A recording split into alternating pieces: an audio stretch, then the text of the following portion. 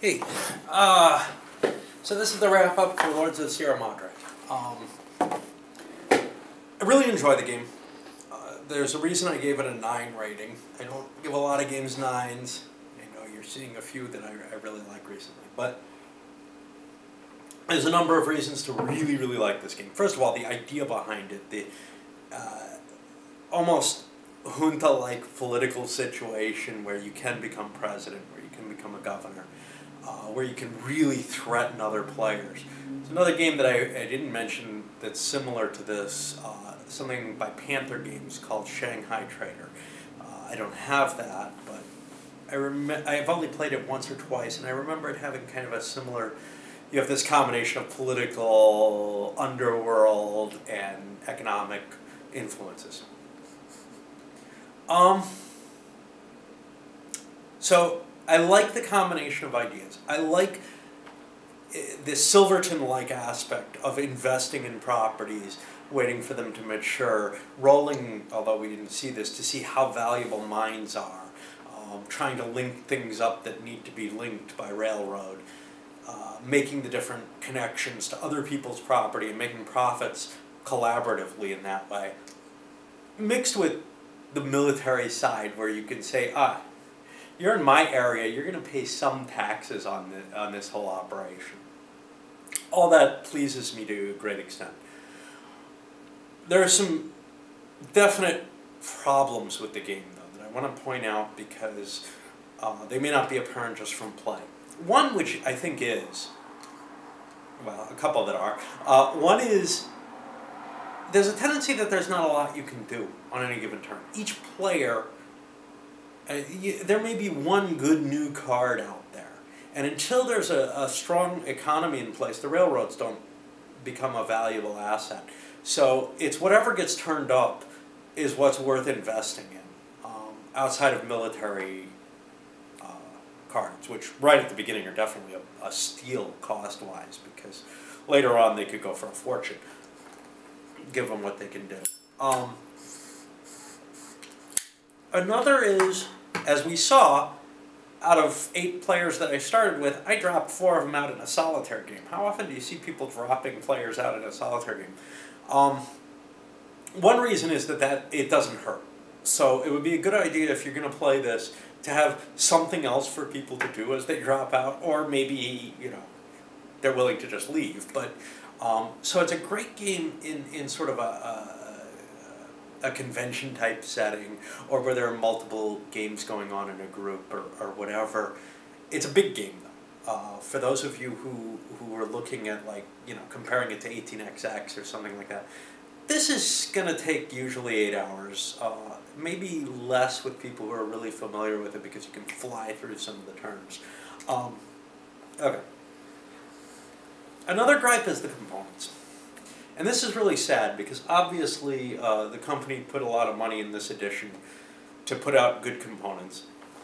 The map is not the cheap paper that Lords of the Renaissance has.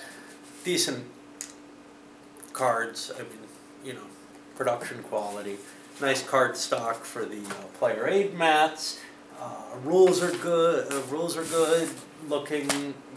The box, mine is beaten to crap. The counters are high quality. Actually, I really like the counters in terms of the quality of the counters themselves. But the components kind of fail in a few ways.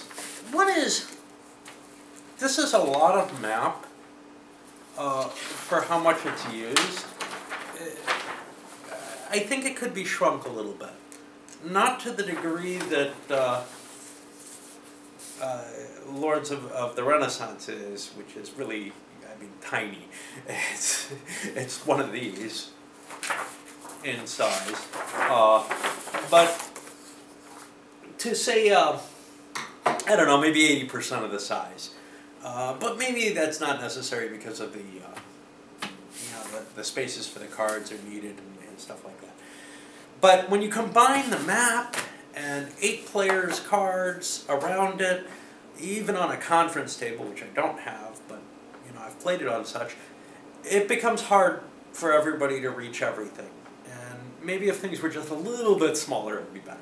That's a really minor gripe, although most of the times trying to play with more than 6 players, say, even solitaire, is hard for me in my table space. I have to branch off to separate tables. A much, much bigger gripe has to do with the counters themselves. Like I said, I like the counters, but the information that's contained on them is insufficient for my taste. Let's take a clear example.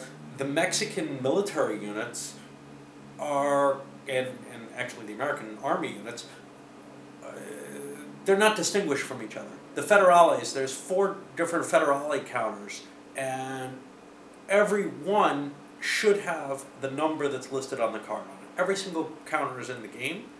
They had to make copies of the same counter again and again. They might as well put that little extra bit of information to help identify which one you've got there, because it's tough. There often aren't enough of these colored counters for a player who's doing well. That's a minor gripe. You can usually take a color counter set that's not in play at the time, but if you've got 8 players playing, that's going to be kind of rough, although you can make do with what you like. Another big one, the banditas. Every single bandito looks exactly the same. I tried putting names on them. There aren't quite enough counters to cover all the cards in the deck, but there's close. A few more counters for banditos, maybe take out some of the money counters, although that actually affects the size of the game. But yeah, you know, there's just not quite enough of these to cover all the different counters, and if there were, they should have the different names on them. All the Indians have the names on them, well, except maybe the Yaquis. Now, in a very similar vein, the Hacendado or player counters, which have their leadership on them,